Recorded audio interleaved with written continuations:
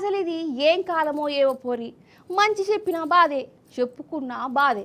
అరే నకలు కొట్టకురా నాయన చదివి పాసుగా అనుడు కూడా పెద్ద తప్పే ఉన్నట్టున్నది.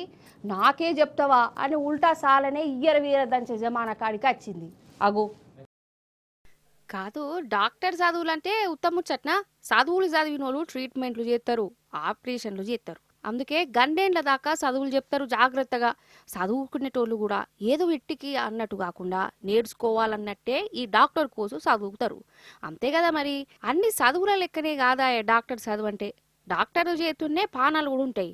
సరే అదట్లుంచితే ఇగో గీడ డాక్టర్ చదువులు చదివేటోళ్లకు పరీక్షలు నడుస్తానేయోళ్ళ కర్ణాటక కాలేజ్ అట. మరి పరీక్షం అంటే మనం ఎంత నేర్చుకుంటాం, ఇంకా ఏం నేర్చుకునేది ఉన్నది, ఏడ తప్పులు పోతాయి, చేసిన తప్పులు ఎట్లా సరిదిద్దుకోవాలి, ఇవన్నీ అరుచుకునే తందుకే కదా. ఒకడు నకలు కొడుతాడు. నకలు అవసరమా? వచ్చింది రాతే ఏమవుతుంది, ఎవరన్నా కొడతారా?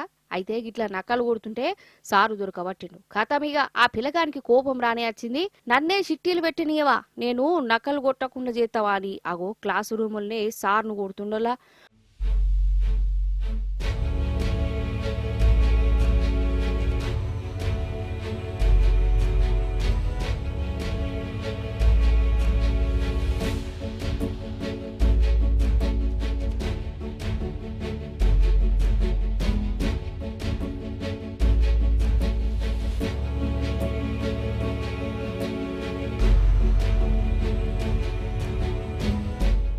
వాడేం మనిషి అసలు, అసంటోడు డాక్టర్ అయితే ఎట్లన్నట్టు కాదా మరి.